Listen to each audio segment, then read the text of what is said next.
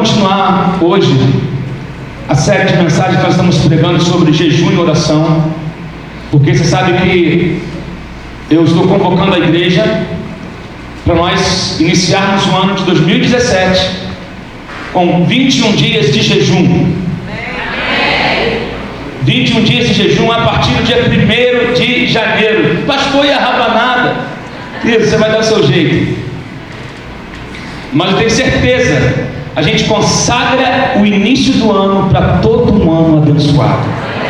Há uma colheita para a sua vida. Isso é um princípio bíblico. Nós vamos estudar um pouco sobre isso, mas continuar estudando um pouco mais sobre isso. E abra sua Bíblia comigo em Lucas, no capítulo 4. Nós vamos começar por Lucas, capítulo 4. Vamos recapitular algumas coisas que já foram faladas aqui no domingo retrasado. Domingo passado nós não falamos porque nós tínhamos um pastor convidado aqui, mas nós vamos continuar agora, todos os domingos, até o último domingo desse ano, falando sobre jejum e oração. Porque algumas pessoas não entendem o porquê jejuar, o porquê orar, como que isso funciona.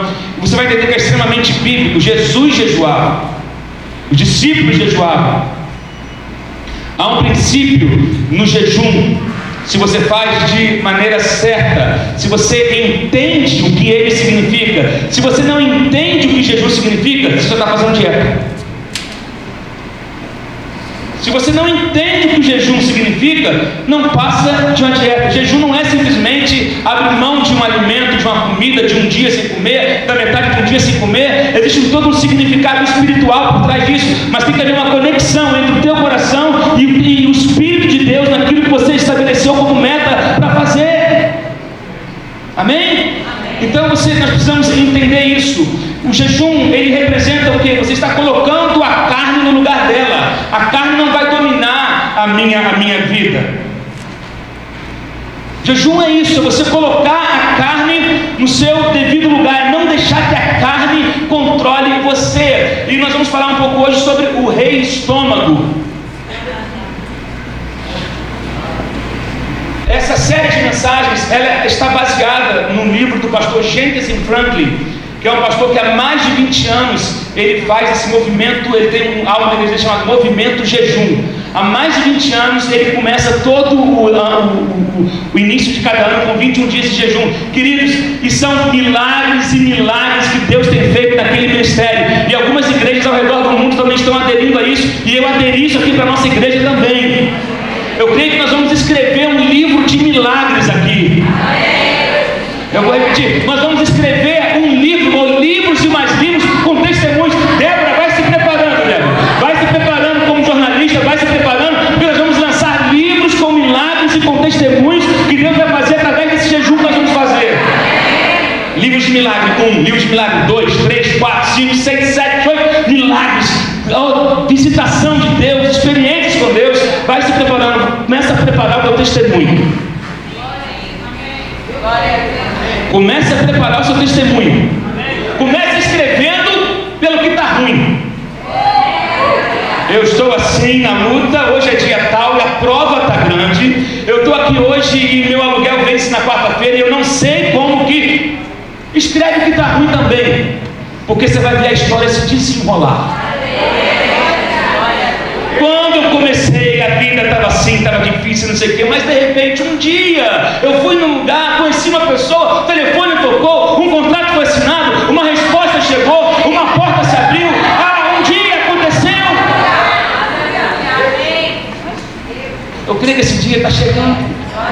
It's on the way. Está perto. Eu creio que esse dia está perto. Eu creio, eu sinto, eu posso sentir no meu espírito que o dia de algumas coisas se romperem na nossa vida está chegando. Você crê nisso?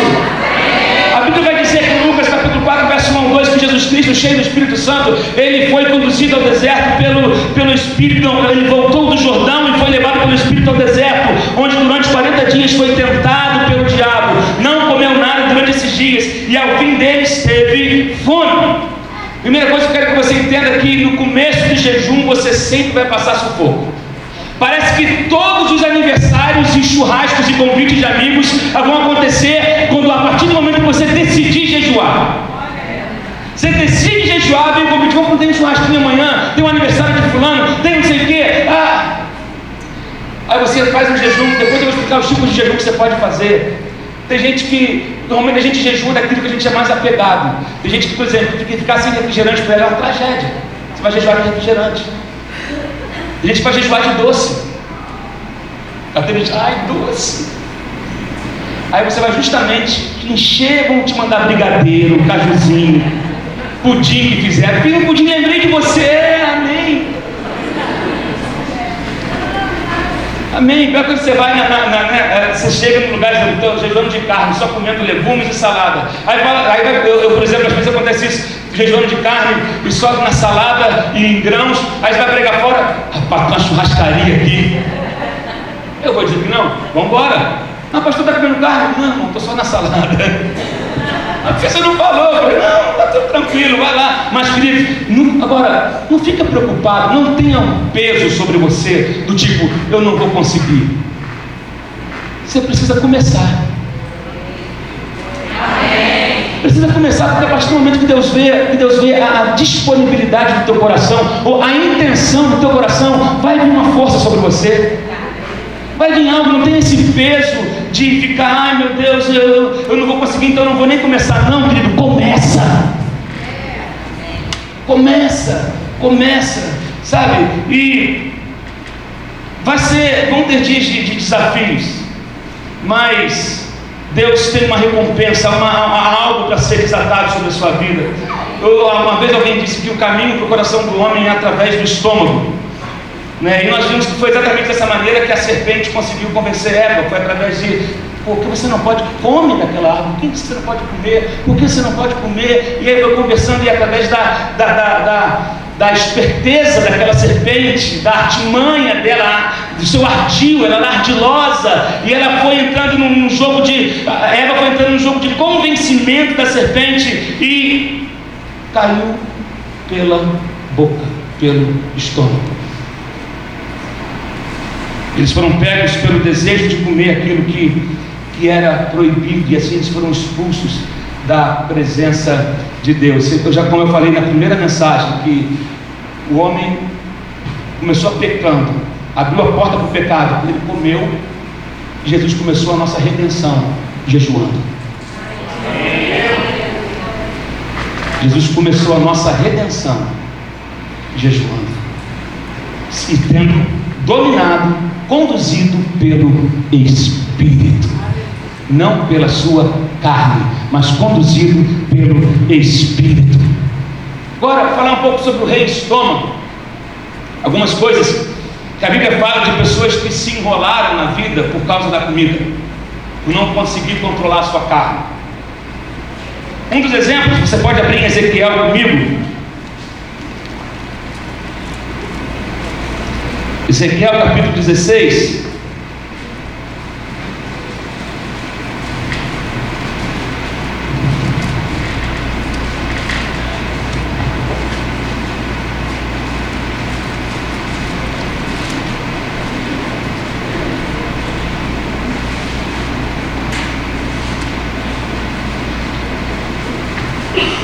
Nós vamos ler o verso 49 e 50. Normalmente, quando a gente fala de Sodoma e Gomorra, a gente sempre pensa em pecado na área sexual, em homossexualismo, em perversões, em coisas ligadas à área moral. Tinha isso tudo. Mas aqui no verso 49 e 50 vai dizer o seguinte: ora, este foi o pecado de sua irmã Sodoma. Ela e suas filhas eram arrogantes, tinham fartura de comida e viviam despreocupadas, não ajudavam os pobres e os necessitados, eram altivas e cometeram práticas repugnantes diante de mim. Por isso eu me desfiz delas, conforme você viu. Podemos ver que era um povo que não se importava com ninguém. Havia pobre no meio deles, mas não havia ofertas para serem ofertadas, porque eles não estavam preocupados em ajudar ninguém. Não havia oração no meio deles, havia uma soberba, uma altivez e uma próspera tranquilidade. Tudo bem, a máquina funcionando, então orar para quê? Para que buscar Deus? Eu quero mais encher a minha pança, a minha barriga. E havia aqui fartura de pão, comida de sobra, jogando fora, desperdício. Então é assim que viviam eles. Não foi apenas o pecado sexual que fizeram com que eles fossem destruídos, mas foi também o excesso de conforto, de altivez, de comida, e não havia misericórdia, não havia compaixão nenhuma. Aqui a Bíblia vai dizer sobre isso. Esse é o pecado que eles cometeram.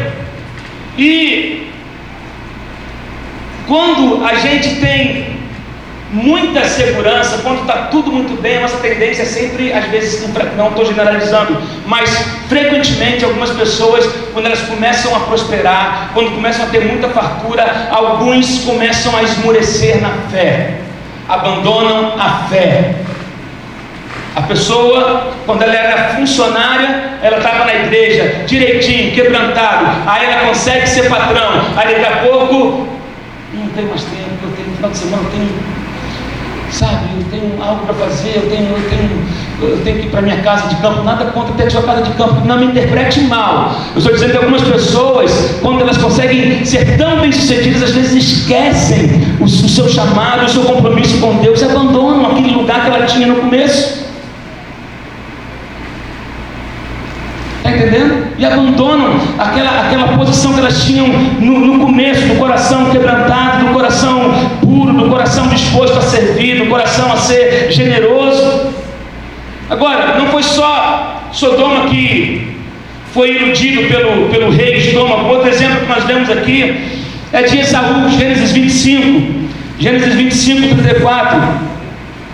Vai dizer o seguinte: Gênesis 25, 34. Então Jacó serviu a Esaú pão com ensopado de lentilhas. Ele comeu e bebeu, levantou-se e se foi. Assim Esaú desprezou o seu direito de primogênito, ou seu direito de filho mais velho. Querido, o filho mais velho, existia uma lei ali da primogenitura.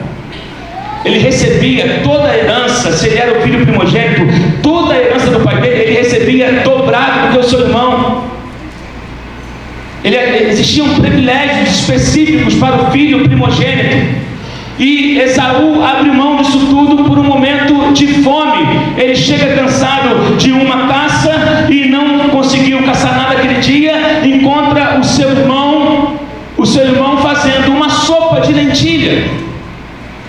E ele vê aquele cheiro, o tempero, e ele fala: eu estou morrendo de fome, eu preciso comer, me dá aí essa prato aí, e essa comida, eu estou morrendo de fome. E aí, não, me vende o seu direito de primogenitura, então, que eu te dou essa comida. Para que me serve isso? Ele estava abrindo mão. A Bíblia diz que ele abre mão assim do seu direito de filho mais velho. E lá em Hebreus, no capítulo 12, versos 15 e 17, vai dizer o seguinte: olha só que interessante, uma advertência para nós. Vamos ler a Bíblia, gente. Amém? Você está comigo aí? Hebreus, capítulo 12, versos 15 e 17, diz assim: cuidem que ninguém se exclua da graça de Deus, que nenhuma raiz de amargura brote e cause perturbação, contaminando a muitos. Que não haja nenhum imoral ou profano como Esaú, que por uma única refeição vendeu os seus direitos de herança como filho mais velho. Que coisa! Que não haja em vocês nenhum coração como o de Esaú, profano, chama ele de profano, como Esaú, que por causa de uma única refeição, ele abriu mão do seu direito de filho mais velho, ele abriu mão da sua herança, da primogenitura. Para você ter ideia, a primogenitura era tão especial que o primogênito, ele servia como resgatador da família. Se um irmão mais novo dele se perdesse ou perdesse a sua herança, o filho primogênito, ele ia lá e resgatava o seu irmão e devolvia, resgatava parte da herança, dividia parte da herança do seu irmão com ele, porque ele era um resgatador. Se o irmão mais novo se perdesse, se o irmão mais novo perdesse a sua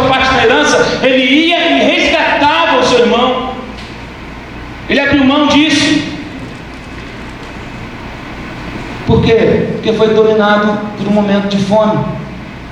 Deixou o estômago falar mais alto. E tem gente que está comendo um monte de coisa que não deve, está deixando o estômago falar mais alto. Tem gente que vive sem, que não consegue conter os seus impulsos, que deixa o estômago falar mais alto. O cara está com colesterol destruído, mas não consegue parar de comer gordura. O cara está com a saúde toda precária, não consegue abrir mão de algumas coisas, porque o rei estômago domina a vida dele.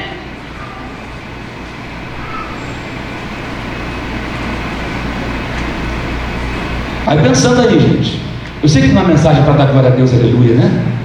Porque quando fala em comida, você já está pensando no almoço, como um churrasquinho hoje. Tem um almoço daqui a pouco e você já está falando, pô, o pastor está falando, não estou falando contra a comida não, estou falando de você aprender a controlar a si mesmo. Amém? Amém? Deus, quando libertou os israelitas, depois de 400 anos de escravidão, Deus os conduziu pelo deserto, porém a Bíblia fala que Deus os supriu em tudo. Deus conduziu o povo pelo deserto, mas em tudo eles eram supridos, inclusive com alimento, maná que descia do céu. Deus enviava o maná do céu, eles não tinham que se preocupar com o que comer. Deus enviava e o maná que Deus enviava, a dieta era balanceada, eles não ficavam doentes, eles não ficavam fracos, porque Deus os supria em tudo e o maná tinha tudo que eles precisavam. Mas o povo gosta de murmurar. O povo sempre tem aqueles que gostam de reclamar. Estou escutando alguma coisa aqui no meu retorno aqui, tipo um rádio. No meio do povo sempre tem aqueles que gostam de reclamar. E tinha uma gentinha que começaram a reclamar, dizendo: oh, puxa vida, que saudade do Egito, que saudade das cebolas que nós comíamos no Egito. E lá em Números, vamos ver lá, Números 11.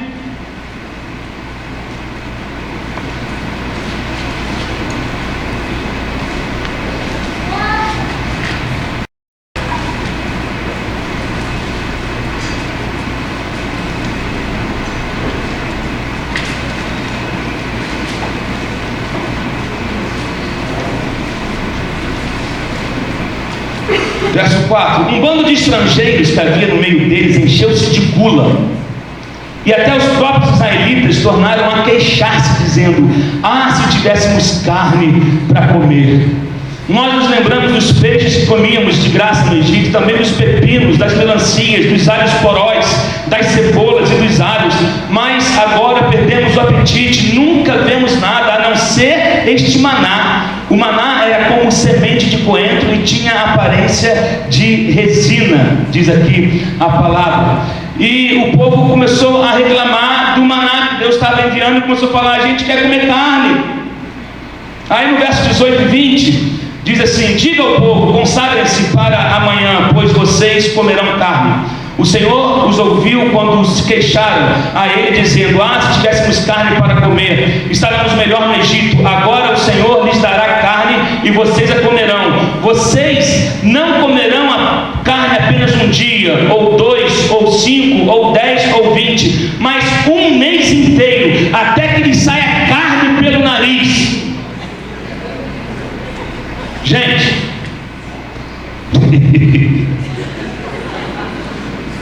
Deus pegou pesado.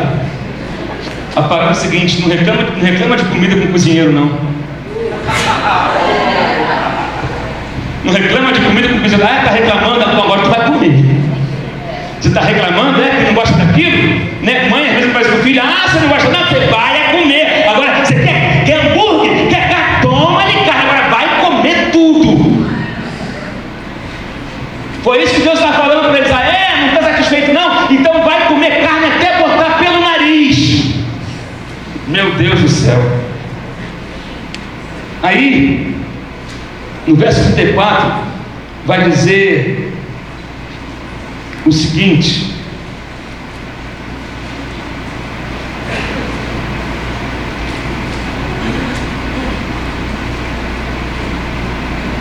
vamos ler do verso 31 a 34. Depois disso veio um vento da parte do Senhor que trouxe codornizes do mar e as fez cair por todo o acampamento a uma altura de 90 centímetros. espalhando-as em todas as direções num raio de um dia de caminhada. Olha só, que a carne, toma de carne. Durante todo aquele dia e aquela noite, durante todo o dia seguinte, o povo saiu colhendo codornizes. Ninguém recolheu menos de 10 barris. Então eles as estenderam para secar ao redor de todo o acampamento. Mas enquanto a carne ainda estava entre os seus dentes, e antes que a ingerissem, a ira do Senhor acendeu-se contra o povo, e ele o feriu com uma praga terrível. Por isso o lugar foi chamado Kibrote Hatavá, porque ali foram enterrados os que tinham sido dominados pela gula. O lugar foi conhecido como Kibrote Hatavá, que significa os túmulos dos que cobiçaram. Que coisa, como um memorial aos que ficaram de fora da terra prometida. Queridos, havia promessa para a vida daquele povo, assim como existem promessas para a nossa vida. Existem promessas, porém a gente não pode deixar que o rei estômago nos governe. A gente não pode deixar que isso governe a nossa vida. Tem muita gente que se sente mal, às vezes mal alimentadas com a palavra, mal alimentadas com uma série de coisas, porque se acha mal alimentada, sai ingerindo qualquer tipo de alimento que dão para ela. Aprenda a se controlar. Aprenda a se controlar, porque quando você aprende a colocar a carne no lugar dela, o Espírito Santo vem sobre você e governa a sua vida. Deus quer que tudo em nós seja equilibrado, inclusive o nosso apetite, inclusive nosso desejo por comida. Não é pecado sentir fome, não é pecado querer comer coisas gostosas. Não me entendo dessa maneira. Eu não posso deixar que isso me governe, que isso controle a minha vida. Como eu já disse aqui, tem gente que vai na churrascaria, ele come, vai para o banheiro, bota o dedo na goela para esvaziar e para voltar e comer de novo. A gente tem que aprender a se controlar, não deixar que o rei estômago governe a nossa vida, porque Deus tem bênçãos sobrenaturais para derramar sobre nós. Mas algumas dessas bênçãos só serão desatadas na nossa vida quando a gente aprender a jejuar e a orar. Jejuar e orar. Jejum e oração. Jejum e oração. Eu quero que você entenda que jejum e oração não saiu de moda. Eu vou repetir. Jejum e oração não saiu de moda. Jesus jejuou, os discípulos jejuaram, nós temos que jejuar, nós temos que ter vida de oração, nós temos que ter vida de jejum, de consagração. Jejum nada mais é do que uma separação para aquilo que Deus irá fazer. É uma separação do nosso corpo, do nosso espírito, para aquilo que Deus irá fazer. Nós vamos traçar planos para a nossa vida. Você vai traçar planos para a sua vida para o ano que vem. Nós vamos traçar plano para o ministério. Nós vamos começar dando a Deus as primícias do nosso ano. Nós vamos dar para Deus as primícias do nosso ano. Jejuar os primeiros dias do ano, para que todo o ano seja consagrado ao Senhor. Você precisa dar ao Senhor os primeiros minutos do seu dia, o primeiro dia do mês, isso, as primícias de tudo que você tem ao teu Deus. Meu Deus, coisas se romperão na sua vida. Eu quero que você entenda que nem tudo vai acontecer de maneira imediata. Aqui eu não posso, vou jejuar hoje e amanhã, eu vou receber amanhã meio-dia, ou amanhã às 3h15 da tarde, vai chegar. Não, querido, às vezes você vai jejuar no início do ano, mas alguma resposta pode chegar para você em agosto, em setembro, em julho. Eu não sei como, mas vai chegar. Vai chegar, esse é um princípio necessário que nós consagremos a Deus nos nossos primeiros dias. Você precisa entender de algo. Deus não se esquece de nada. Diga para a pessoa do seu lado assim: Deus não se esqueceu de você. Não se esqueceu. Deus não se esquece de nada. Quando você jejua no início do ano, nós liberamos um princípio que está lá em Mateus 6,33. Abra comigo Mateus 6,33. É um texto bem conhecido, Mateus 6,33. Você vai ler comigo, porque é bem conhecido. O que diz aí, versículo 33, Mateus 6?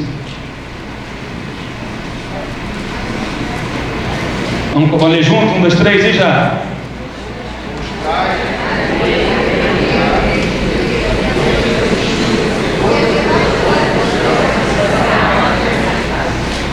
Buscai em primeiro lugar o reino de Deus e a sua justiça, e as demais coisas vos serão acrescentadas.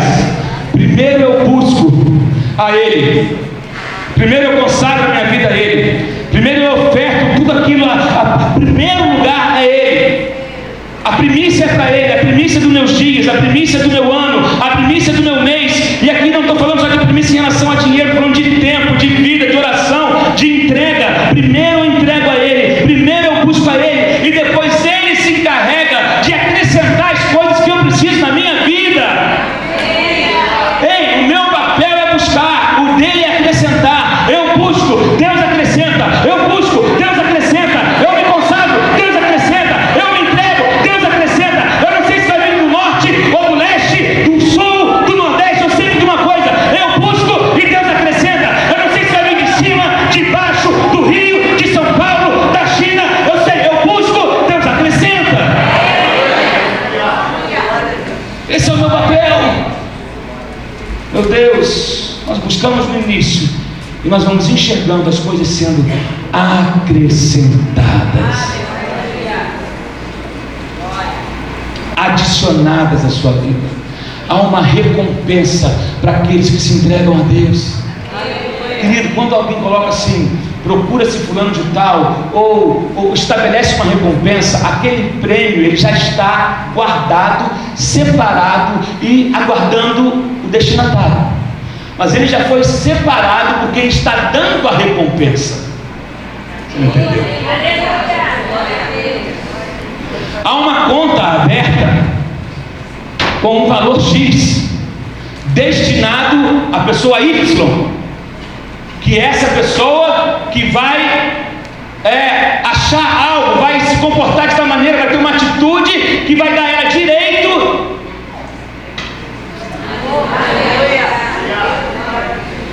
A Bíblia fala que aqueles que se aproximam de Deus, lá em Hebreus vai dizer isso, precisam crer que Ele é galardoador daqueles que o buscam. Mas buscai em primeiro o reino de Deus, que Ele é o galardoador. Eu busco, se eu busco de coração, há uma recompensa, há algo para ser liberado. Buscai em primeiro, aqueles que me buscam serão abençoados.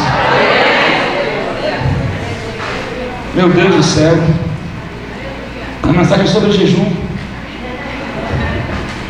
parece que não é, eu sei que não é popular, mas é verdadeiro. É o que a palavra diz.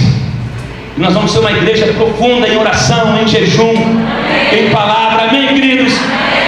Mas buscar em primeiro lugar o reino de Deus, e aqueles que buscam a Deus, que buscam de todo o coração. Querido, eu quero que você tenha uma coisa: os milagres começarão a chegar.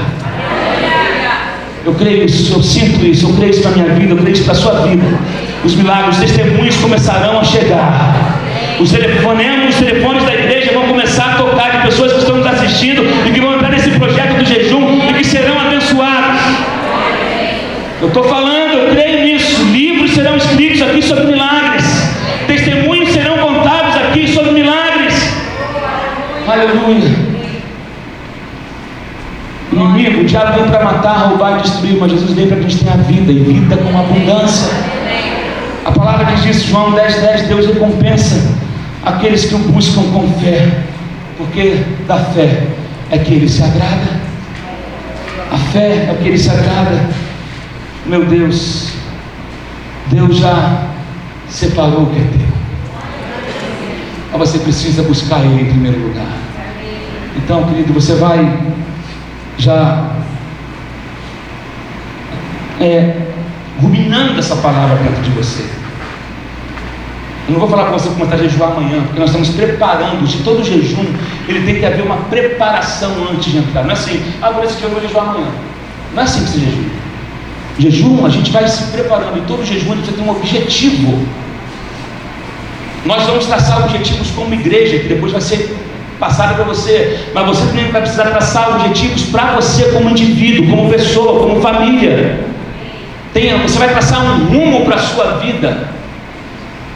Nós não vamos jejuar ao vento, não. Nós vamos traçar objetivos para esse jejum. Amém? Você vai estar com a gente nessa?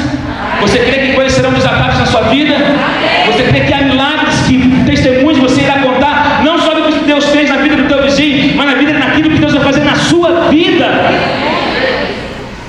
Você é bom de contar testemunho dos outros, mas a partir de agora você vai contar testemunho da sua vida. Aquilo que Deus fez na sua vida, através de você, na sua família, no seu trabalho, no seu emprego. Então você vai ficando em pé no seu lugar, Danilo, me ajuda. Hoje é o primeiro domingo do mês. Você vai já consagrar a tua vida, o teu mês. Nós vamos participar da ceia do Senhor agora.